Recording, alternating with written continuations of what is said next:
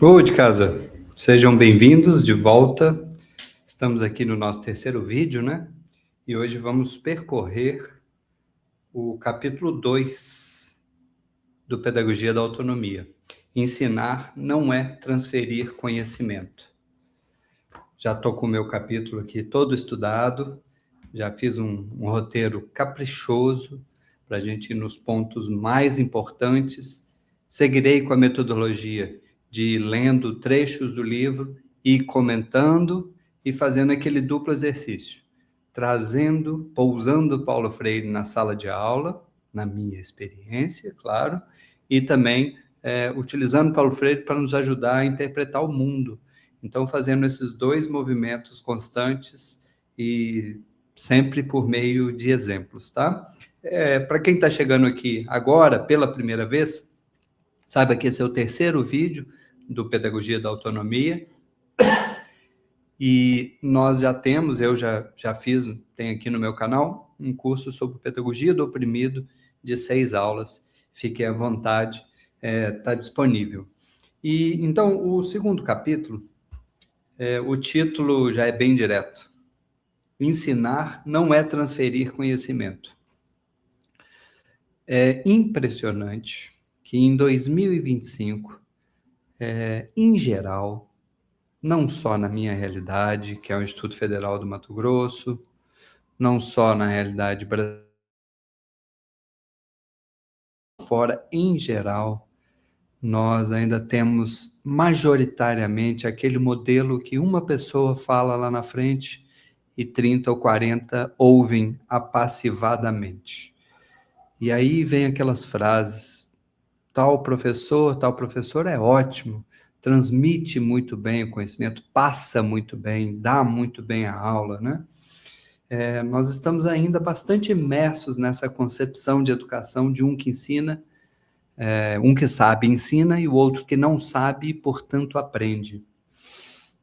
Isso tem muito a ver com a colonização, tem muito a ver com a escola que foi criada pós-revolução industrial, tem muito a ver com o escolarizando o mundo pelo Ocidente, né, pela Europa. Aliás, tem o filme que é School in the World, que é, que é, que é obrigatório. Tem que ver, tem que ver. É um documentário excelente, escolarizando o mundo. E ele vai mostrando como é que essa educação colonial vai chegando ao redor do mundo e colonizando o mundo. E aí, de uma comunidade que tem uma cultura riquíssima, festas riquíssimas ao longo do ano, de um currículo da vida riquíssimo, de repente estão lá as criancinhas sem suas roupas, sem falar suas línguas, dentro de uma salinha decorando coisas, né? E perceba, o ensino europeu hoje é um ensino altamente crítico, em que o aluno é bastante sujeito, ele escolhe uma parte do seu itinerário, ele escolhe, por exemplo, no ensino médio, ele pode escolher entre um itinerário mais técnico, profissional, e um itinerário mais acadêmico. A União Europeia tem a meta de 50% das vagas para esse ensino profissional, muito semelhante o que acontece lá, o que acontece nos institutos federais no Brasil, né? Essa ideia de ter os laboratórios, de ter as práticas, as visitas técnicas, os projetos de ensino, os projetos de extensão e de pesquisa, enfim. Mas, ao redor do mundo, a gente ainda reproduz muito esse modelo de um falando e muitos ouvindo. E aí eu já trouxe aqui, é importante, que existe a crise fora da sala de aula, de tudo que a cerca, e ele vai trazer um pouquinho aqui hoje, e a crise da sala de aula. A crise de tudo que a cerca, ou seja, salário de professor, formação de professora, estrutura, enfim, materiais didáticos, tudo isso que envolve a sala de aula, na realidade brasileira, faz com que a sala de aula funcione de uma forma muito difícil. Muito difícil. Então, essa é a grande primeira problematização. Esse esforço todo aqui de fazer essa leitura do Pedagogia da Autonomia, de pensar numa outra perspectiva de uma pedagogia sujeito-sujeito, de mudar a sala de aula, isso só faz sentido se esse contexto também for mudando, né? Porque numa sala de aula com 50 alunos, ou com alunos que que estão passando fome, né? Como é que o aluno vai estudar passando fome? Entre muitas outras coisas, professores que dão aulas excessivas, que não são formados para aquela área. Enfim, tudo isso dificulta muito do que acontece na sala de aula. Então, ler Paulo Freire, interpretar Paulo Freire, é também para a gente mudar esse contexto, né? Mas também é possível e é importante que a gente mude como as coisas funcionam na sala de aula, nos espaços educativos, na associação de bairro, nos corredores, enfim. E aí a gente tem vários níveis de desafio, né? Como professor, professora, ou como gestor ou gestora da educação, né? Que é também a minha experiência. Já fui coordenador de curso médio integrado, subsequente, de curso superior. Já estive a honra de ser diretor de ensino de um campus bem grande do Instituto Federal e agora também atuo na assistência estudantil, na diretoria sistêmica da assistência estudantil, que desenvolve trabalhos com inclusão, com a própria assistência, né? E também com as diversidades, esses temas também são fundamentais para que os nossos alunos tenham capacidade, tenham condições de estudar, né? Seja pelos auxílios todos possíveis, né?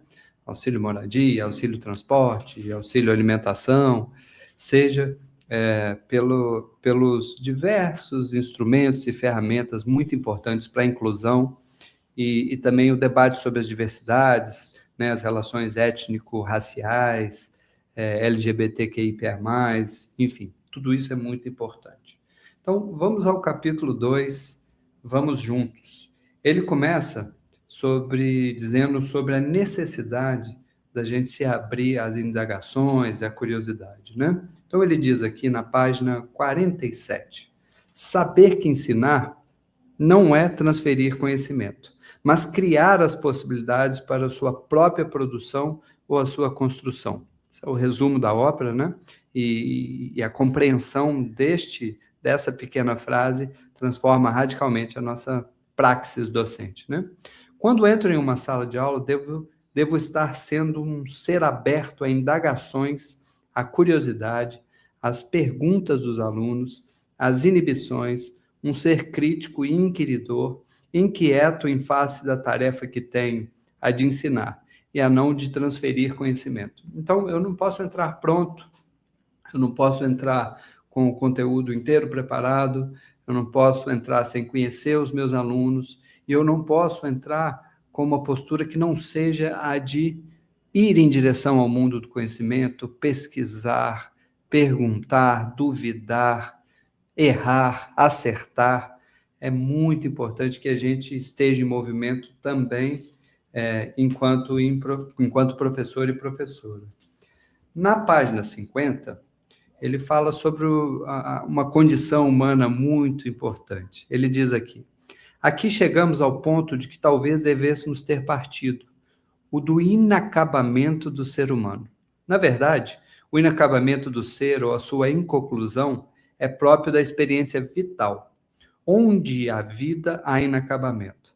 Mas só entre mulheres e homens o inacabamento se tornou consciente. Eu gosto do Cortella, que foi também discípulo do Paulo Freire. Ele diz: as máquinas nascem prontas e vão se desfazendo ao longo da vida, vão estragando, vão sendo utilizadas, né? O ser humano nasce não pronto e vai se fazendo ao longo da vida.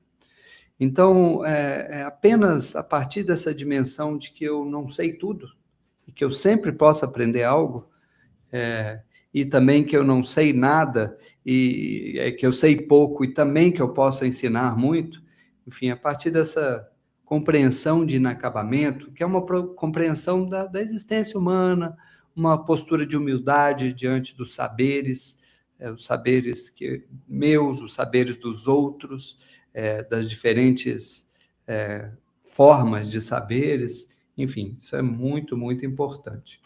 Nós aprendemos constantemente, né? E se a gente se mantiver aberto, a gente vai aprender até o fim da vida, até o fim da vida. É muito comum, às vezes, a gente ter muita pressa, por exemplo, para alfabetizar os estudantes, né? Há um consenso, há uma orientação de que o aluno deve entrar no primeiro ano mais ou menos com 6 anos de idade, né, e ali ele começa a alfabetização. Mas diversas escolas já começam no quinto ano e a alfabetizar. E de uma forma, às vezes, muito maçante, né, muito repetitiva. E ao longo da vida também a gente não necessariamente, a gente não consegue muito apaixonar o aluno pelas leituras, né. O Brasil é um país que lê muito pouco, faz parte da nossa cultura, da nossa tradição mais oral, né, poucos livros, na casa das pessoas, enfim, o brasileiro lê pouco, né.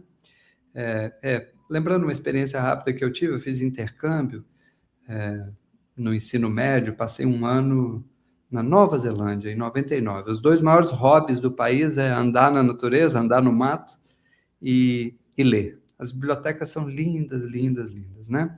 Mas é a experiência deles, a realidade deles. E aí, a gente vai fazendo de uma forma, às vezes, que a gente obriga os alunos a lerem, né? E aí, quando você propõe um livro, o aluno ali meio traumatizado, né? Ele vai na última página do livro para ver o tamanho do sofrimento que é aquela leitura. E, e uma vez eu vi uma entrevista muito engraçada do João Ubaldo. João Ubaldo escreveu Viva o Povo Brasileiro, né? Talvez seja a principal obra dele, um livro fantástico, fantástico. E um dia ele estava num programa de entrevistas e aí a entrevistadora perguntou ele sobre vestibular, sobre o livro dele, que teria tido uma prova de vestibular sobre o livro dele. E aí ele falou que ele não tinha conseguido responder todas as perguntas sobre o livro dele no vestibular. Estava fazendo uma crítica a essa ideia de obrigar a ler, de decorar, de pedir detalhes e não grandes interpretações. E aí ele brincava, eu não sei a roupa do personagem. E em outro momento perguntava o que o personagem tinha de intenção na vida. Eu não tenho certeza, eu não tenho isso fechado no personagem. Então, às vezes, a forma que a gente faz, a gente acaba traumatizando o aluno. Então, a gente vai com pressa para alfabetizar e, às vezes, faz de uma forma obrigar a ler livro, ler livro, ler livro, e aí depois a pessoa se forma no ensino médio, depois com 17, 18 anos, nunca mais lê um livro na vida, né? Então, eu conheci uma professora, uma das melhores que eu conheci, professora Lu e Patatas. Ela tinha uma metodologia com os alunos de os alunos escolhiam os livros. Ao longo do ano, eles escolhiam vários livros, e podia ser da melhor à pior qualidade literária, mas ela lia os livros e ela ia conversar com os alunos e debater e fazer os trabalhos, ou seja, ela conseguia engajá-los, porque eles tinham escolha, né? Foi o método que ela conseguiu. E eu vi milagres acontecerem, viu? Do aluno chegar no primeiro ano analfabeto funcional, né? Sem ler frases, mas não entende exatamente o contexto daquele texto escrito ali. E eu vi, depois de 3 anos, alunos saírem escrevendo bem, lendo, mas fruto desse esforço dos e das professoras e de metodologia, de didática, né? Então, é muito importante que a gente possa transformar um pouco as nossas didáticas na direção de mudar constantemente e que a gente não fique estagnado, né? Porque às vezes a gente fica dando aquela mesma aula, aquele mesmo PowerPoint que você preparou, você mudou só uma coisiquinha, aí você dá aquela aula vários anos seguidos, né? Ou às vezes você vai fazer em 3 ou 4 turmas, aí você fica 1, 2 semanas dando só aquela aula, no outro ano de novo, né? Nós precisamos ter mais flexibilidade. O itinerário formativo precisa ser mais compartilhado com os estudantes, para que eles participem mais, né? Chegando à página 53, ele diz: afinal, minha presença no mundo não é a de quem a ele se adapta, mas é de quem nele se insere. É a posição de quem luta para não ser apenas objeto, mas sujeito também da história. E aí ele faz essa diferenciação entre o simples adaptar-se ao mundo e a inserção como sujeito que é transformado e transforma o mundo, que é crítico, que é propositivo e que é engajado na associação de bairro ou na organização que trabalha e que, na época das eleições, sabe debater planos de gestão que os prefeitos estão propondo e não apenas fique aquele um xingando o outro lado, né? Enfim, cidadãos mais ativos, mais pensantes, mais participativos, né? Isso aqui na página 53, né? Já na página 55, ele diz: a consciência do inacabamento entre nós, mulheres e homens, nos faz seres responsáveis. Daí a eticidade de nossa presença no mundo. Eticidade que, não há dúvida, podemos trair. O mundo da cultura que se alonga em mundo da história é um mundo de liberdade, de opção, de decisão, mundo de possibilidade em que a decência pode ser negada, a liberdade ofendida e recusada. Por isso mesmo, a capacitação de mulheres e de homens em torno dos saberes instrumentais jamais pode prescindir de sua formação ética. Então, o professor e a professora, o educador e a educadora, é óbvio que eles precisam ser excelentes na área de conhecimento deles. Professor de literatura, na literatura, de história, na história, enfim. Isso é muito importante, domínio do conteúdo, domínio da área, capacidade de ver as pesquisas da área. Mas há uma questão ética. A pessoa não pode dar aula de disciplina se considerando imparcial, porque essa imparcialidade, ela, no final das contas, ela não existe. É impossível ser imparcial. Mas para frente a gente pode falar um pouco disso. E, portanto, há uma eticidade, há uma ética na prática docente, que esse saber está em função de quem? Esse saber está em função, ele existe para quem? Né? Essa pergunta a gente tem que se fazer o tempo inteiro. Então, vou dar um exemplo. Mesmo na engenharia, nos cursos de engenharia, e enquanto eu estive como diretor de ensino, lá no campus a gente tem 4 engenharias, então eu trabalhei muito perto dos coordenadores de curso, inclusive na renovação dos PPCs, repensando os cursos, enfim. Eu os acompanhei, os apoiei, né? Então, não é porque a engenharia parece uma exata, porque ela tem uma dimensão muito humana e é necessária uma dimensão muito ética, né? Então, não adianta só formar um engenheiro e que ele seja ótimo em cálculo 1, 2, 3 e 4. Vamos imaginar um engenheiro de trânsito, né? Mas ele vai trabalhar em função de qual projeto de cidade, de qual tipo de trânsito. Você tem várias cidades europeias que estão se movendo arduamente para retirar o carro do hipercentro, como Helsinki fez, como Paris falou que vai tirar o carro do hipercentro até 2030.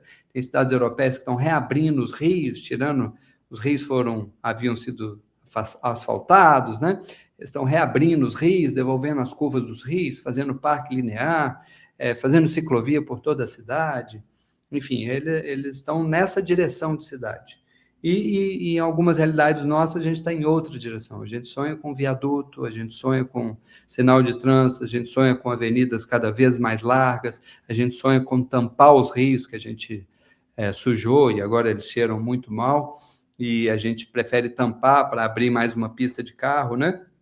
Então, perceba que são 2 caminhos muito diferentes. O engenheiro, ele tem que ser capaz de ler o mundo e ele tem que ser capaz de ter uma eticidade. Ele vai trabalhar em função de qual projeto? O projeto dos automóveis beneficia mais a quem? Né? O projeto de uma outra opção por melhor transporte público e bicicleta e mais parques beneficiaria a quem? Entende que mesmo numa área bastante exata, a humanidade está muito presente, a necessidade de tomada de decisão, porque as decisões afetam o mundo e uma decisão A poderia impactar muito mais os mais ricos, a classe média, alta, como aqueles que têm automóveis, né, que são uma minoria, e um outro tipo de projeto de cidade poderia beneficiar uma camada muito maior de população. Então, há uma eticidade na docência, né? Em todas as áreas.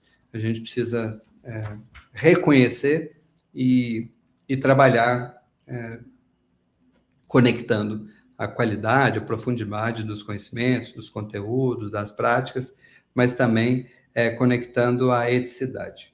Chegando na página 37, ele diz: estar no mundo sem fazer história, sem por ela ser feito, sem fazer cultura, sem tratar sua própria presença no mundo, sem sonhar, sem cantar, sem musicar, sem pintar, sem cuidar da terra, das águas, sem usar as mãos, sem esculpir, sem filosofar, sem pontos de vista sobre o mundo, sem fazer ciência ou teologia, sem assombro em face do mistério, sem aprender, sem ensinar, sem ideias de formação, sem politizar, não é possível. Não é possível. Então, aqui ele já diz, ele já traz uma receita aqui de tudo que tem que acontecer num espaço escolar. O ensinar pela arte, o ensinar pelo esporte, o aprender fazendo, o aprender indagando, as aulas menos expositivas e mais pesquisas, itinerários de indagação, de construção de conceito, ou de percorrer o caminho que esse conceito foi construído, né? Então, o tempo inteiro nesse capítulo ele está diferenciando entre o adaptar-se ao mundo e o ser sujeito no mundo, porque você vai navegando no mundo e transformando, ou seja, com presença, né? Na página 58, ele traz uma questão que nós vimos lá no primeiro vídeo, tá? O primeiro vídeo era de introdução, eu fiz duas aproximações ao conceito de autonomia que Paulo Freire traz, né? E aí esse é o capítulo que ele discute isso, então não vou aprofundar muito, mas vou trazer algumas coisas que eu não trouxe lá. Então ele diz aqui na página 58, a professora que ironiza o aluno, que o minimiza, que manda ele se colocar no seu lugar, ao mais tênue sinal de sua rebeldia legítima, tanto quanto o professor que se exime do cumprimento do seu dever de propor limites à liberdade do aluno, que se furta ao dever de ensinar, de estar respeitosamente presente à experiência formadora do educando, transgride os princípios fundamentais éticos de nossa existência. Então, ele deu dois exemplos extremos, exemplo de uma professora mais autoritária, né, que inibe, coíbe, chama a atenção do aluno, e o professor também que se omite, que se ausenta, que não coloca limites, que não propõe, né? Isso são dois erros, né? O professor que recai sobre o autoritarismo, que nós trabalhamos lá atrás, ou o professor que recai sobre a licenciosidade. Aí ele continua. É nesse sentido que o professor autoritário, que por isso mesmo afoga a liberdade do educando, amesquinhando o seu direito de estar sendo curioso e inquieto, tanto quanto o professor licencioso, rompe com a radicalidade do ser humano e de sua inconclusão assumida em que se enraiza a sua eticidade. É nesse sentido também que a dialogicidade verdadeira, em que os sujeitos dialógicos aprendem e crescem na diferença, sobretudo no respeito a ela, é a forma de estar sendo coerentemente exigida por seres que, inacabados, assumindo-se como tais, se tornam radicalmente éticos. Quando ele usa essa palavra dialogicidade, que é bem da pedagogia, né, que soa estranho, ele está dizendo na relação entre professor e aluno, professora e aluno, no sentido de que há um respeito entre esses universos de saberes, né? Nem o professor sabe tudo e nem a aluna não sabe nada, né? Ambos são universos de saberes. O aluno já chorou, já se emocionou, já criou música, já cuidou da avó adoecida, já aprendeu a andar de bicicleta, enfim, já viu anime e a gente sempre sabe um conjunto de coisas. Toda pessoa, todo estudante, todo jovem tem ali um conjunto de inteligências, de capacidades, todo mundo. E é preciso que o universo do professor respeite esses universos que são os estudantes. E respeitar profundamente é conhecê-los, conhecer de onde eles vêm, como eles pensam o mundo, e a partir daí ir negociando o caminho que vai acontecer em sala de aula, junto com o aluno, para cumprir aqueles objetivos do PPC, da ementa, da disciplina, mas também partindo da realidade do aluno. Isso é muito, muito, muito fundamental, né? Isso ele ainda está na página 59, né? E aí, na página 62, ele vai falar desse respeito, vai aprofundar nesse respeito a subjetividade dos estudantes, né? Ele diz, 62, não é possível respeito aos educandos, à sua dignidade, ao seu ser formando-se, à sua identidade fazendo-se, se não se levam em consideração as condições em que ele vem existindo, se não se reconhece a importância dos conhecimentos e experiências feitos com que chegam à escola. Enfim, paro por aqui. A gente tem uma tendência, nós professores, de reclamar muito dos alunos, né? Os alunos não se concentram mais, não conseguem mais ler, não se engajam, não se interessam, só ficam no celular, e tudo isso é um pouco verdade. Bom, isso a gente vivencia mesmo, óbvio. Mas tem os problemas externos, a escola, os problemas na família, os problemas dele, enfim. Mas tem uma parte do problema que reside na nossa própria pedagogia, nas nossas didáticas. E aí é muito importante que você desenvolva, crie as suas formas de conhecer esse estudante nas primeiras semanas. Que ele conte histórias, que ele produza vídeos da realidade dele, que nas rodas de conversa a gente vai problematizando o bairro que ele mora, que ele conte um pouco da realidade, das dificuldades, da beleza, enfim, que ele faça uma entrevista com um avô, um tio. Existem muitos e muitos caminhos de você conhecer um pouco mais profundamente esses estudantes. Eu desenvolvi uma forma, dentre outras, que é uma forma que eu faço há mais de 10 anos, sabe? Que é, os alunos dão aula, eu paro um tempo as minhas aulas, né, o meu planejamento, enfim, isso está no planejamento, mas eu paro um pouco o caminhar daquele conteúdo específico das aulas que eu trabalho, e eles dão aula dos que amam. A gente chama aulas apaixonantes, todos somos professores. Isso começou há mais de 10 anos atrás, talvez quase uns 15. Uma vez um estudante do ensino superior, da administração, ele me disse, professor, o senhor vive criticando prova e avaliação, mas o senhor vai dar prova esse ano? E aí eu falei, você tem razão, né? Aí eu pensei, falei, Fernando, você trabalha, né? Trabalhava numa montadora de carro. Falei, e era um excelente aluno. Falei, vamos fazer o seguinte, você dá uma aula, Fernando, de 15 minutos do que você quiser. E se a aula for excelente, você não precisa fazer prova, tá? E aí o Fernando veio e deu um show completo. Falou sobre o trabalho dele, sobre as dificuldades de administração lá no trabalho. Eu sei que foi um show, todo mundo gostou. A partir daí, eu comecei a estimular os alunos a darem aula do que eles amam. Então, no ensino superior, eu faço um calendário com eles, e aí eu dou um percentual da nota, 20%, para essas aulas apaixonantes. E aí é importante, ele que escolhe, né? Não sou eu que escolho, não tem que necessariamente ter a ver com a disciplina. Ponto 1 disso. Muitas acabam tendo, né? Porque o aluno, de certa forma, conecta, outros não têm conexão, mas a grande maioria, a esmagadora maioria das aulas é espetacular. O aluno fala, mas professor, como é que você sabe que vai ser boa, que eu vou estar bem preparado? Eu falei, eu sei. A gente sabe, né? A gente vai ver o carinho, a dedicação, a forma como você, enfim, se preparou, os cuidados que você teve, né? E não precisa slide, não precisa decorar coisas, não precisa ficar lendo um monte de coisa. Não. E no ensino médio, que eu faço também, eu paro um bimestre. A gente organiza a sala em roda e nós já tivemos aulas incríveis.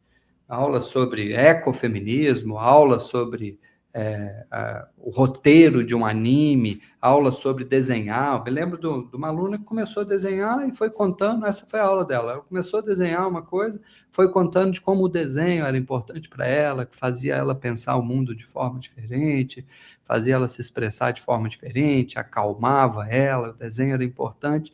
E no final da aula ela vira e mostra o desenho, e é um desenho bem bonito. Né? Eu já vi aulas aluno tocando violão, aula de pintar camisa, aula sobre orientação sexual, enfim, sobre várias questões, sobre o universo deles. E eu também faço uma preparação muito especial, que é muito importante, com quem vai receber as aulas, né? Em geral, os alunos eles não estão acostumados muito a acolher uns aos outros. A vida inteira sentado em fileirinha, olhando na nuca, o professor sempre chamando atenção.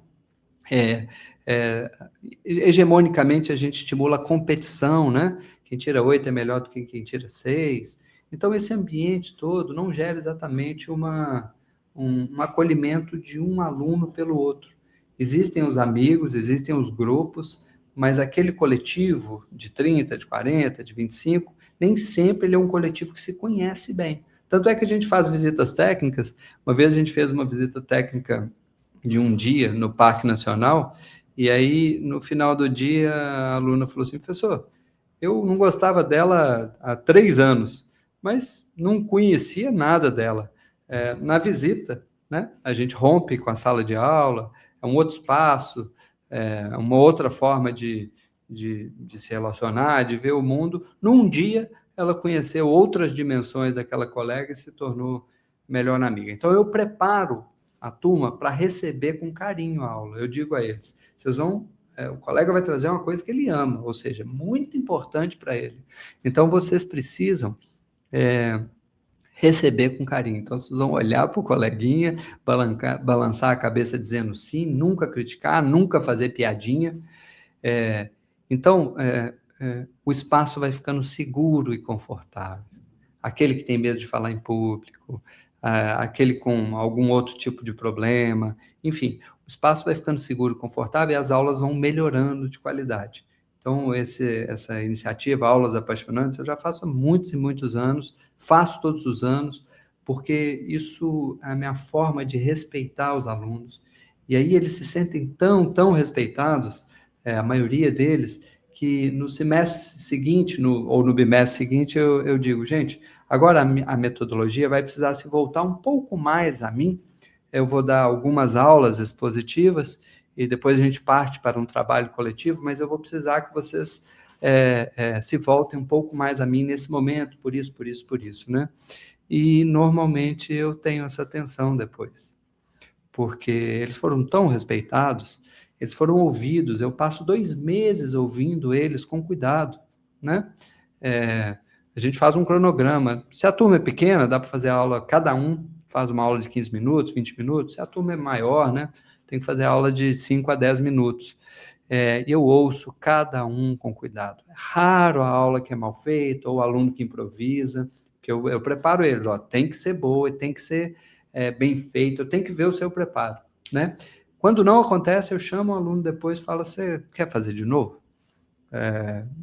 Eu vi que você fez de improviso, você tentou, né, fazer uma coisa de última hora, faz de novo, né? Você viu o quão importante é a atividade, quão boas as aulas do seu colega, né? Então eu chamo e cobro a qualidade, cobro que ele faça de novo, né?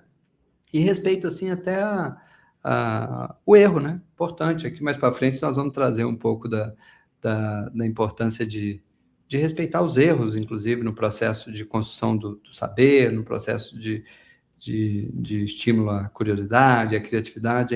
É importante a gente também respeitar os erros. Então, ache o seu método, ache as suas formas. Se você, por exemplo, deixar pré-pronto o seu planejamento, o seu plano de ensino, mas nas 2 primeiras semanas, vamos imaginar que você desenvolva na primeira semana uma atividade de conhecê-los, né? A que você desejar, e depois, na segunda semana, na terceira semana, você apresente o plano de ensino, mas diga a eles, isso está em aberto, tem 20%, 30% aqui, ou não precisa falar em percentual, para vocês construírem junto comigo a partir do que vocês trouxeram. Fulano, você falou do seu bairro, né, que o bairro tem o riacho todo poluído, quem sabe a gente traza aqui para o plano de ensino e a gente vai fazer um trabalho sobre rios urbanos, enfim. Há muitos caminhos possíveis e aí você pode desenvolver o seu, né? Na página 65, aí a gente já muda um pouquinho de assunto e é muito importante também. Ele fala do respeito aos educadores, enfim. Ele diz: se há algo que os educandos brasileiros precisam saber desde a mais tenra idade, é que a luta em favor do respeito aos educadores e à educação inclui a briga por salários menos imorais. É um dever irrecusável, não só um direito deles. A luta dos professores em defesa dos seus direitos e de sua dignidade deve ser entendida como um momento importante da sua prática docente. Então, momentos de assembleia de professores, momentos de sindicato, momentos de greve, são, aqui Paulo Freire já traz duas coisas importantes. São um direito do educador, é isso que o garante uma condição digna de trabalho, ou poderá garantir, e que garantirá depois, ou constantemente, a qualidade da educação, né? E uma segunda questão é que esses momentos são muito formativos, são pedagógicos. Ele diz: o combate em favor da dignidade da prática docente é tão parte dela mesma quanto dela faz parte o respeito que o professor deve ter à identidade do educando, à sua pessoa, ao seu direito de ser. Então, é uma luta, é uma militância constante pela qualidade da educação, pelas condições que os professores e as professoras têm para dar aula. Isso passa muito, muito, muito pelo salário. O educador brasileiro, em média, ele ganha muito pouco. E ele, em geral, ele é bem pouco respeitado, né, na sociedade. Uma experiência que nós tivemos de greve no ano passado, foi uma greve importante que conquistou a reajuste salarial, que conquistou código de vaga, mais professores, mais técnicos administrativos, que conquistou algumas melhorias na carreira. E só que lá na realidade que eu vivia, a gente tinha grupos de pais de WhatsApp, e só que eram grupos muito grandes, tinham dois grupos, um com 200, 300 famílias, o outro mais ou menos isso, para mais. Então só a gente falava, só o administrador falava, só os educadores ali da direção de ensino, né? Mas quem está no grupo não fala, mas pode reagir, né, com aquelas carinhazinhas. E claro, sabem o nosso contato e a gente deixava à vontade para entrar em contato direto com a gente permanentemente. Mas aí eu colocava lá, mesmo sendo gestão, colocava a explicação da greve, do porquê da greve, fiz vídeos, mostrei que é aquilo ali que hoje garante a qualidade da educação do filho daquela família, e que continua garantindo a qualidade na educação, no caso do Instituto Federal, para o neto, né, para o bisneto. Enfim, fui falando da importância, da importância formativa daquele momento, e fiz um esforço, às vezes por texto, às vezes por vídeo, e aí eu colocava um vídeo bem explicadinho, com números, com histórico, caprichei, aí aparecia assim, 23 carinhas de palhaço. Aí eu pensava, ficava me perguntando, né, se eles estavam me chamando de palhaço ou se eles estavam dizendo que eles eram palhaços, né, por causa da greve. E aí muitos pais e mães entravam em contato comigo e achavam absurdo e dizia, porque meu filho, porque o vestibular, porque, claro, existe existe um determinado prejuízo, mas ele não é muito grande, porque, de novo, esses espaços também são formativos e alunos, famílias, docentes, educadores em geral precisam atuar juntos, ou seja, precisa ser um pacto da sociedade em direção a uma educação pública de alta qualidade. Foi assim que alguns poucos países no mundo conseguiram essa educação pública de alta qualidade para todos, né? É porque é um pacto da sociedade. Não é uma luta solitária de professoras. É um pacto da sociedade, junto com políticos, junto com famílias, junto com alunos. Então, claro, o brasileiro é esse povo muito sofrido, né? Não foi atendido no posto de saúde, não, as, as ruas são esburacadas, então eles é um povo sofrido e às vezes o poder público não consegue em muitas dimensões, dá conta de uma vida digna para a população. Mas, dito isso, feito essa ponderação, é muito importante que haja uma mudança no comportamento de alunos, de familiares, de sociedade em geral, de apoio a professores e professoras e à educação, né? Aquela coisa de, no Dia dos Professores, assim, todo mundo colocando, é uma vocação linda, tem que amar a profissão. Isso é um problema. Isso é um problema. Beleza, tem gente que tem mais vocação, tem gente que tem menos, é importante amar, mas mais importante que isso, ser uma profissão digna, com bons salários, com boas condições de trabalho, com uma boa estrutura, com apoio, com verba para projeto, verba para assistência estudantil, bom restaurante, alimentação de qualidade, apoio psicológico, enfermagem, enfim. É fundamental que isso tudo exista para a gente ter uma boa qualidade. E aí, voltando a esse ponto, continuando nesse ponto, na página 66, ele diz: uma das formas de luta contra o desrespeito dos poderes públicos pela educação, de um lado, é a nossa recusa a transformar a nossa atividade docente em puro bico, que é o que acontece com muitos de nós, né? A gente tem outro emprego e vai dar aula à noite ou transforma a profissão em bico, que é um problema grave.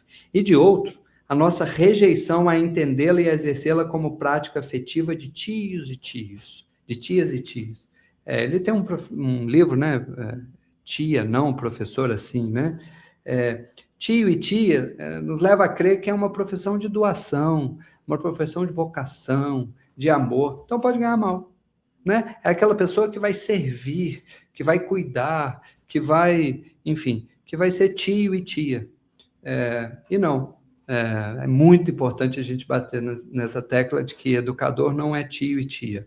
Educador, seja ele técnico, administrativo, ou seja ele professor, educador merece ter condições de trabalho, merece ter salário, e é muito importante, porque tem a ver com como a sociedade vê o professor. O professor não é aquele que se doa, que ama, que pode se estrepar, que pode ganhar pouco. Não.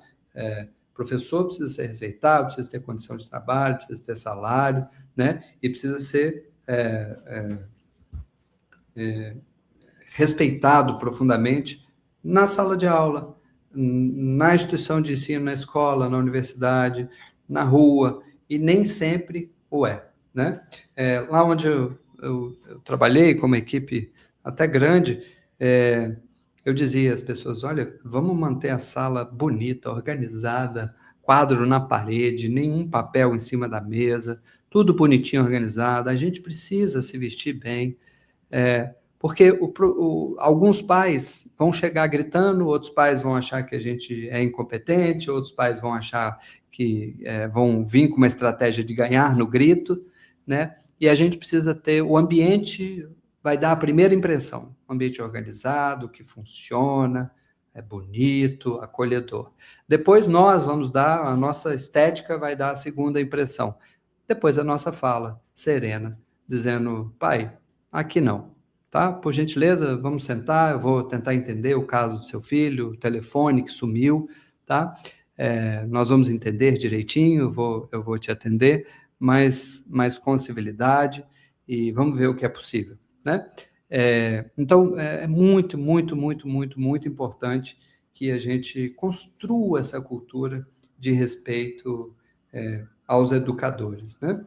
E aí, ele, na página 68, seguindo adiante, ele diz: por isso, somos únicos em quem aprender é uma aventura criadora, algo por isso mesmo muito mais rico do que meramente repetir a lição dada. Aprender para nós é construir, reconstruir, constatar para mudar, o que não se faz sem abertura ao risco e aventura do espírito. Então, já falei do direito ao erro, já falei da necessidade de ser flexível o itinerário, nada muito rigoroso, de ser dialogado do itinerário ser dialogado, combinado entre professor e aluno, do respeito à subjetividade do aluno, ao que ele sabe, de onde ele veio, e precisa ser uma aventura. Vou voltar a uma questão que eu falei num dos vídeos atrás, ao invés de você ficar 80%, 90% falando, pensa um caminho de pesquisa com eles, né? Por exemplo, você está trabalhando história, você pode trabalhar a história oral do bairro. Os alunos, aí juntos, vocês vão pensar os roteiros de entrevista, né? 1 ou 2 aulas para fazer os roteiros de entrevista. Depois, se for gravado com gravadorzinho, ou com celular, ou se for só anotado, ou se for filmado, entrevista, pode ser trabalhado um pouco de qualidade do áudio, de posição da câmera, né? Mais 1 ou 2 aulas. Depois você programa a etapa para eles, o prazo para eles irem fazer essas entrevistas, né? Não sei se vai ter edição no vídeo, se vai colocar a logomarca da escola ou não, um momento para eles trazerem essas entrevistas e compartilharem essas entrevistas, e aí, a partir daí, dá para surgir muita coisa interessante, muita conexão com, com os conteúdos da história, né? Então, a sala de aula ela pode ser uma pesquisa, né? Ou seja, a pesquisa como prática pedagógica pode ser um itinerário de busca, de curiosidade e de construção. É muito importante a gente fazer essa transformação da sala de aula, né? E aí, na página 71, prosseguindo, ele traz aqui a necessidade de uma esperança crítica. Ele fala: por tudo isso, me parece uma enorme contradição que uma pessoa progressista, ele está falando aqui dos educadores, que entendem que o mundo está estruturado em função de ter mais, de produzir e consumir, e esse mundo tem na sua arquitetura as desigualdades, e é importante que a gente trabalhe pela justiça social, pelo equilíbrio ambiental, pela democracia. Então, ele está falando aqui, nesse caso, de nós, educadores mais progressistas. De novo, por tudo isso, me parece uma enorme contradição que uma pessoa progressista, que não teme a novidade, que se sente mal com as injustiças, que se ofende com as discriminações, que se bate pela decência, que luta contra a impunidade, que recusa o fatalismo cínico e imobilizante, não seja criticamente esperançosa. Ele identificou, como é possível identificar hoje, que uma boa parte das pessoas é bastante pessimista. A gente olha para o contexto, as pessoas olham para os seus contextos, para as suas vidas, para como as coisas se estruturam e ficam otimistas entendendo que é muito difícil de mudar essa realidade, a dominação do capitalismo central, dominação dos países do sul global, a forma como as coisas estão estruturadas, o status quo, enfim, toda a degradação ambiental, isso é um ponto muito importante, com mudanças climáticas, aprofundando nos próximos anos. Eu até acredito que eu sou bastante otimista, em 2100 a Terra vai ser um jardim lindo, escola para todo mundo, alimentação para todo mundo. 2100, ou 2150, ou 2200, para mim não importa tanto, importa que a gente caminhe em direção a essa utopia, a esse sonho, e eu acho que é perfeitamente possível. Mas, nos próximos anos, lembra o como ele chama? O Galeano, né? Ele fala que a utopia está lá no horizonte, e se você anda um pouquinho em direção a ela, ela se afasta um pouquinho. Mas a utopia serve para isso mesmo, para a gente caminhar em direção a ela. Mas eu, de fato, acredito que é possível que a gente recupere a Terra, que a gente tenha uma sociedade justa, a partir dessa praxis, dessa transformação. Eu acho que isso é possível mesmo, embora o cenário seja muito duro. E mudanças climáticas, a humanidade não despertou ainda, né? Os governos ainda não fizeram um plano de recuperação do planeta, nem de diminuição efetiva da poluição, de diminuir a produção, de mudar o estilo de vida, de sair do modelo do automóvel para o modelo do transporte público. Nós ainda estamos bem longe disso, né? E o que tende a piorar as coisas nos próximos anos. E aí, com mudanças climáticas, aqui, por exemplo, teve um belo ano que ficou mais de um mês com queimada em volta de toda a cidade, muita fumaça e calor de 43 graus, né? Isso assusta muito. Mesmo nesse ambiente, entendendo que somos seres históricos, que é possível mudar, e é possível através de nossa praxis esperançosa, que é o esperançar, né? É a esperança com ação, é a esperança em movimento, né? Então ele chama aqui, nesse momento, ele nos convida a ser criticamente esperançosos. Não a esperança ingênua, né? Tipo, tecnologia vai resolver, ou alguém vai resolver. Não, uma esperança que seja crítica, né?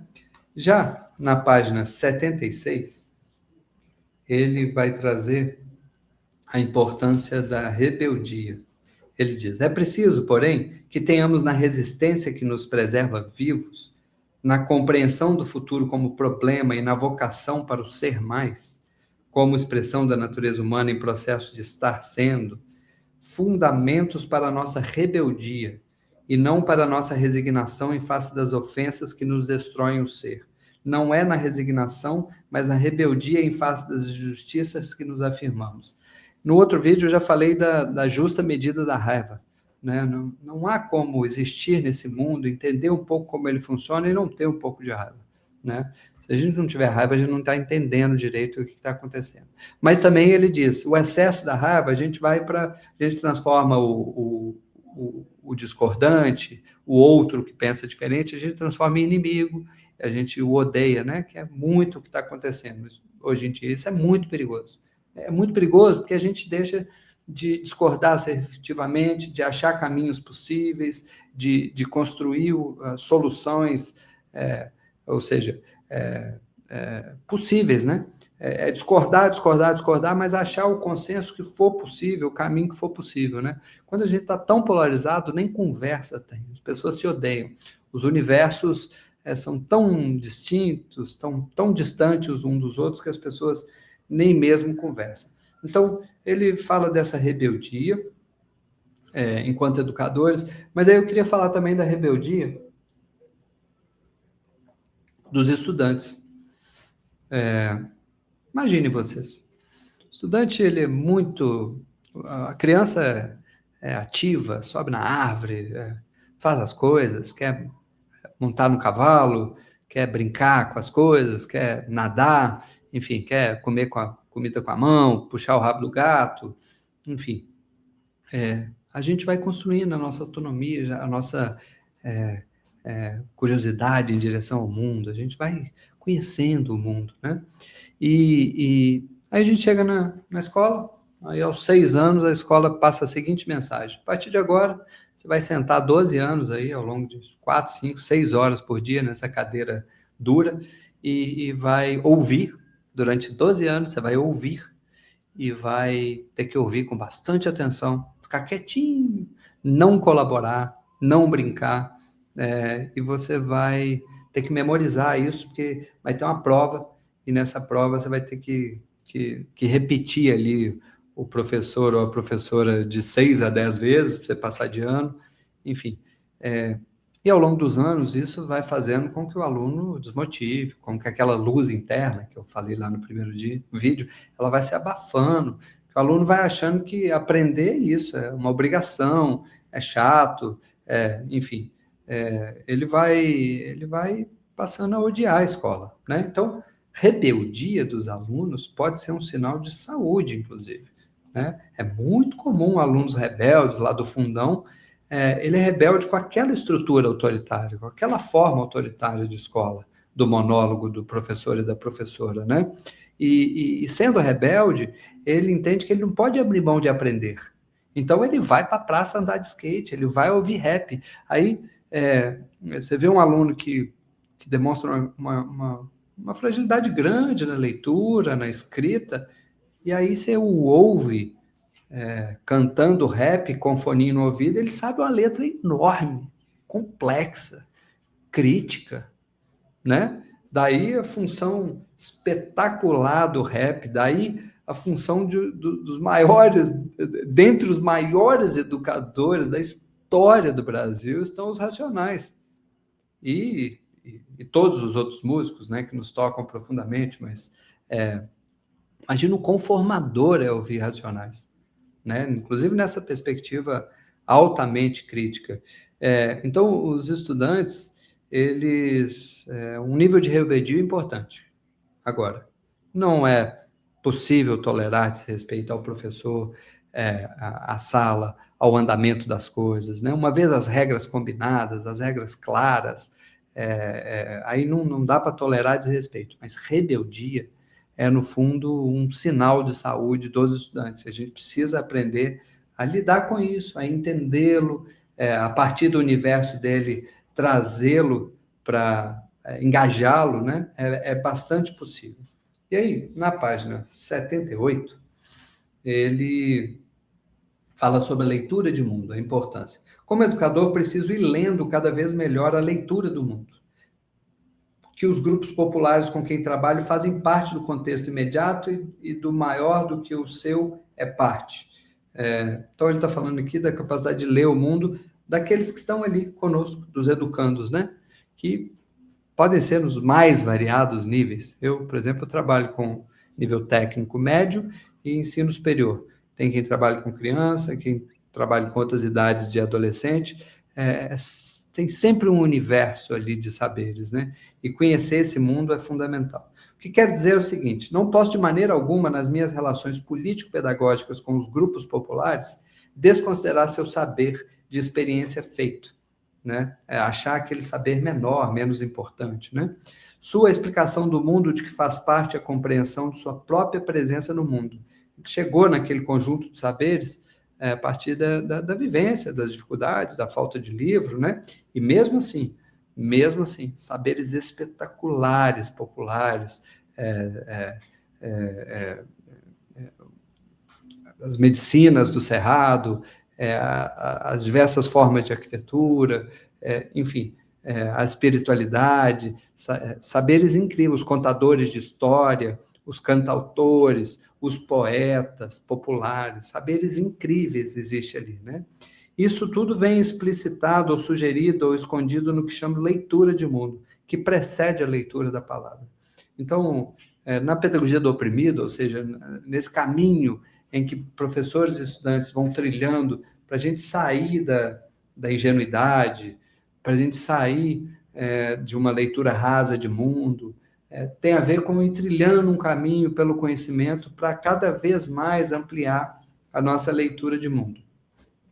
E aí, fora da escola, o livro que lê é importante, o filme que assiste, o museu que vai, o recital na praça, a música que ouve, o Circo de Soleil no YouTube, tudo isso é a reunião do bairro, a reunião da família, é o campeonato de xadrez da cidade. Tudo isso é muito importante na formação da leitura de mundo, né?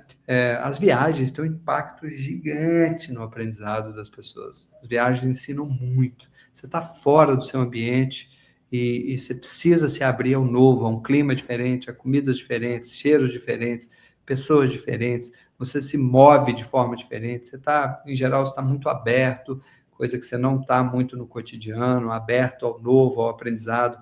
As viagens nos transformam muito, muito, muito.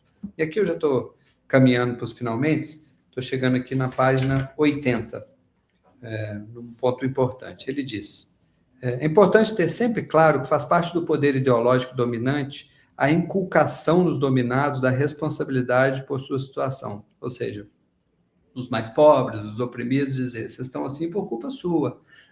Então, esse é um dos objetivos da meritocracia, que eu discuti bastante lá no primeiro vídeo, na primeira aula,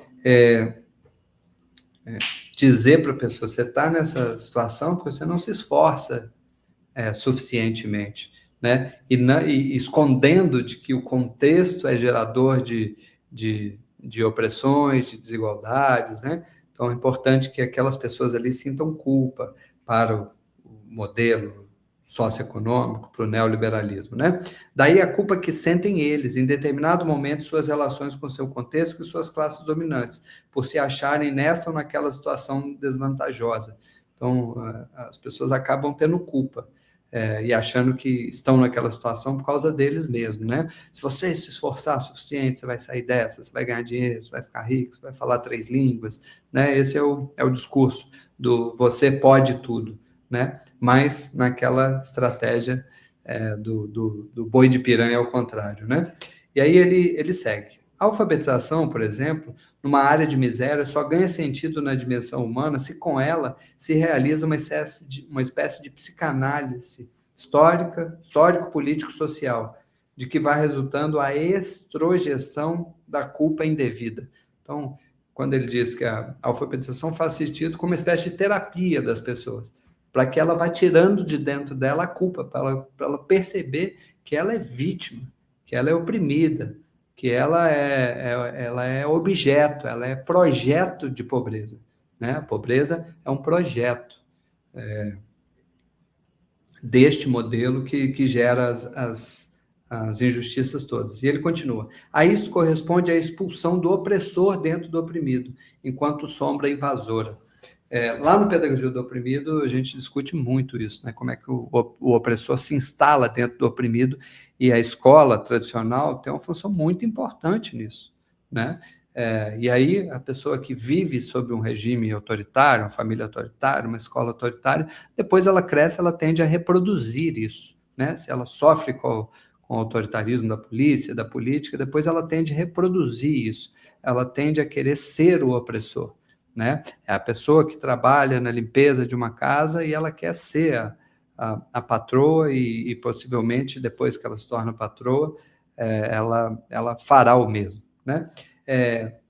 E aí ele diz, é muito importante que o processo educativo seja de tirar essa culpa, de problematizar e ajudar a pessoa, o aluno, a entender que ele está naquela situação por causa de uma questão de contexto, que o esforço é importante, o mérito é importante, né, o mérito da dedicação é importante, que ele se dedique, que ele aprenda constantemente, né, óbvio, mas que a situação da maioria das pessoas no planeta Terra está assim por causa de um modelo de desenvolvimento.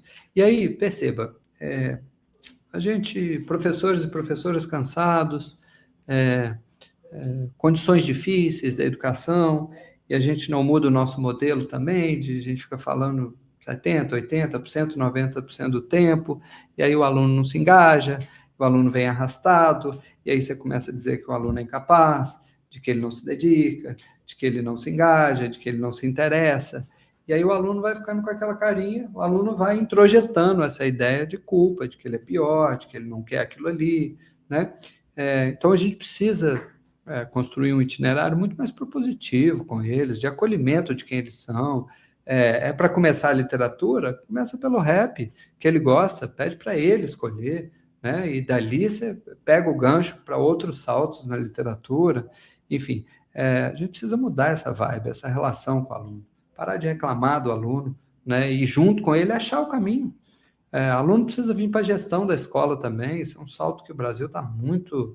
Tem algumas experiências até interessantes, mas alunos, os grêmios estudantis precisam ser fortes, os centros acadêmicos, precisa haver uma formação do movimento estudantil, e eles podem estar na gestão. Existem escolas mundo afora que os alunos têm uma parte do orçamento, desenvolvem projetos, isso é muito importante, isso não é tão difícil, né? É possível fazer um edital para aluno fazer projetos, e aí alguns alunos vão fazer mesas de ping-pong, outras vão comprar instrumentos, enfim, é importante que eles participem da gestão também. Ainda sobre isso, na página 81 ele traz essa coisa da necessidade de expulsar o opressor de dentro de si, essa sombra invasora, né? Caminhando para o fim, na página 83, ele diz: a dialogicidade não nega a validade de momentos explicativos, narrativos, em que o professor expõe ou fala do objeto. Então, ele não condena a aula expositiva, né? Nem eu, de jeito nenhum. Aliás, percebam que eu adoro falar, gosto de aula expositiva, gosto de dar boas aulas expositivas e gosto de sentar e ouvir uma bela de uma aula expositiva, uma bela de uma palestra, vejo muito aqui no YouTube, vou a muitos, elas são muito importantes. O problema é quando elas são a estratégia central da sua disciplina, a sua didática central. Aí se torna um problema. Aí é esse autoritarismo de eu sei e falo e vocês não sabem e ouvem. Né? Por mais importante que seja o seu conteúdo, por mais brilhante, por mais aprofundado que seja, se você usa essa estratégia hegemônica, essa didática principal de só aulas positivas, aí é um problema grave. Mas, se você faz um itinerário de conhecer os alunos durante um tempo, depois construir junto com eles uma pesquisa, uma investigação, e se você constrói trabalho junto com eles, e durante um tempo, ao longo do tempo, 10%, 20%, 30%, aí é você que vai definir, né? Você traz aulas expositivas, você vai ter dois ganhos gigantes. Primeiro, quando você der aulas positivas, você tem condição de dizer para eles, olha, eu ouvi tanto vocês, né? Estou respeitando tanto vocês aqui, conhecendo vocês, me apaixonando pelas músicas que vocês ouvem, agora foco em mim. Você vai ter a atenção deles, e segundo, que as aulas positivas, elas podem ser aquele momento de insight, de salto, de aprendizado, de sistematização, né? Os trabalhos, como o que eu coloco os trabalhos da colega no vídeo anterior, que os alunos escolhem ali os geógrafos e fazem um livrinho artístico sobre os geógrafos, eles escolhem os geógrafos que quiserem. E aí ela vai faltar um ou outro ali nas teorias mais importantes. Ela pega uma aula expositiva, organiza aqueles geógrafos todos que eles trouxeram dentro das teorias da geografia, né? Então a aula expositiva é muito poderosa, só precisa ser comedida e ela não pode, na minha compreensão, nem de Paulo Freire, ser o principal. Ele diz, o fundamental é que o professor e os alunos saibam que a postura deles, do professor e dos alunos, é dialógica, conversa, respeito, aberta, curiosa, indagadora e não apassivada, enquanto fala ou enquanto ouve. O que importa é que professores e alunos se assumam epistemologicamente curiosos. Já falei disso lá atrás. Só para arredondar diálogo, diálogo não é só conversar, tá? Vamos imaginar que existem... eu sou um universo de saberes, eu tenho dificuldades, eu tenho sombras, eu tenho competência, eu tenho inteligências, eu tenho emoções, eu tenho capacidades diversas, e o aluno também. Então, é esse encontro entre universos, encontro entre subjetividades, né? É muito mais do que conversar. Diálogo é esse encontro de humanos por inteiro, integralmente, em todas as suas dimensões, né? Isso, aliás, se eu tivesse que escolher um ponto central de toda a obra do Paulo Freire, eu diria que é diálogo. Diálogo é um ponto central que pode ser o pilar central e a síntese de todo o resto. Tudo cabe dentro de diálogo, né? É importante levar essa compreensão para a sala de aula, né? E aí, por fim, para acabar, na página 87, ele diz: vivendo criticamente a minha liberdade de aluno ou aluna, que em grande parte me preparo para assumir ou refazer o exercício da minha autoridade de professor.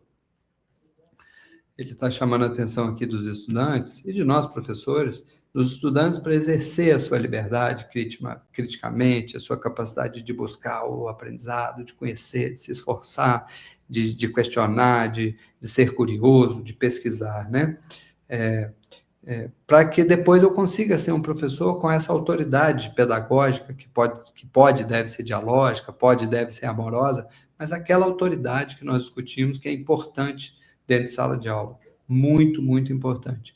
E a gente pode refletir, cada um de nós, professor e professora, quais foram as experiências que a gente teve, né, enquanto alunos. Se a gente passou a maior parte da vida num modelo autoritário, a gente corre muito risco de reproduzir isso, né? Que é igual quando a gente vira pai e mãe. A gente pode ler livro, pode estudar, pode pedir conselho a psicólogo, mas de uma certa forma a gente se torna pai e mãe muito pela experiência que a gente teve lá na primeira infância, até os 7 anos, que a gente esquece a maior parte dessa experiência, mas elas estão presentes nas nossas células, na nossa forma de ver o mundo. E aí a gente reproduz, ou seja, a gente acaba se tornando muito parecido, a gente é um pai muito parecido com o que foi o nosso pai. Isso é natural, isso faz parte, né? E aí, claro, a gente pode ir aprendendo, em constante abertura, a gente pode ir estudando, enfim, para se tornar um melhor pai, isso é muito importante. Um pouco acontece com o professor, sabe? mesmo os que fazem licenciatura, mesmo os que estudam, que se dedicam, a tendência é que a gente se torne professor muito por essas experiências lá de trás. E aí a gente precisa ganhar consciência sobre isso, lembrar, refletir, para reconstruir o professor e a professora que você desejar. E assim a gente termina aqui na página 87, o segundo capítulo. Eu os convido para o último vídeo, né? Que nós vamos tratar do terceiro capítulo, que diz que ensinar é uma especificidade humana. Já está aqui estudadinho, a aula já está preparadinha, e daqui a pouco ela está disponível aqui também para vocês. Serão muito bem-vindos, tá? Podem mandar os comentários, os questionamentos, discordem tranquilamente e assertivamente para a gente poder dialogar, né? O meu objetivo aqui não é convencê-los, né? Meu objetivo aqui é mostrar algumas experiências que eu vivo, como eu penso, a partir dessa grande referência. Um dia um colega me questionou, mas Júlio, você fala tanto de Paulo Freire, você só tem essa referência? Isso aí não te limita? E aí eu digo a ele assim, eu disse a ele, Paulo Freire é minha grande referência, né, minha forma de ver o mundo como educador, mas não concordo com tudo exatamente, e a partir dele eu tenho muitas outras referências. Ele é o tronco da minha formação, né, e tem muitos outros galhos, né? Já citei vários livros aqui, várias outras pedagogias, que eu consigo aproveitar delas, autores, a partir dessa primeira referência. E não acho limitante, não. É como como um sambista que faz samba. Você poderia dizer para ele, mas você só faz samba? Você não bebe do jazz, do rap, do soul, do blues, da música clássica? É a forma como ele escolheu ver o mundo e aquilo fortalece a prática dele. Tem um documentário que um francês o francês fica lá pesquisando sobre a música brasileira, e aí ele filma a Maria Bethânia e o Paulinho da Viola cantando, e em um determinado momento ele questiona o Paulinho da Viola sobre a música dele, e o Paulinho dá essa explicação. Ele fala: o meu compromisso é com samba, é com a minha comunidade, é com a escola do samba, escola de samba, eu parto daqui, e a minha música parte daí. Então, é possível que você tenha várias referências, é saudável. Se você conseguir organizar isso, com certeza é saudável. O problema é quando você não tem a referência. E esse é um problema grande, porque se a gente indagar para os professores, falar qual a sua corrente pedagógica, eu acho que muitos vão gaguejar, não vão saber. Eu acho não, tenho certeza, muitos vão gaguejar, não vão saber responder. Claro que eu vivo numa realidade que tem muitos e muitos professores e professoras que não são licenciados, né? São de outras áreas, são arquitetos, administradores, engenheiros, enfim. E aí é mais difícil que eles tenham essas referências, né? Mas, como eu disse, fiz uma provocaçãozinha um vídeo atrás, é como você querer se tornar um piloto de Fórmula 1 sem conhecer a história do Senna, né? Se tornar educador sem conhecer Paulo Freire é um probleminha, hein? É um probleminha. Você pode não concordar, você pode ler e depois dizer não quero, não serve para mim, mas não conhecer é um probleminha. Assim como não conhecer outros autores da educação e de áreas correlatas à educação, né? Enfim, obrigado. A gente se vê na próxima aula e vamos que vamos, tá? A gente pode seguir dialogando e fique atento que de tempos em tempos eu abro turmas, sejam online ou presencial, para não ser só essas aulas gravadas, para que a gente tenha um processo construtivo juntos, ou seja, uma metodologia freiriana para a gente estudar o próprio Paulo Freire, tá? Um abraço.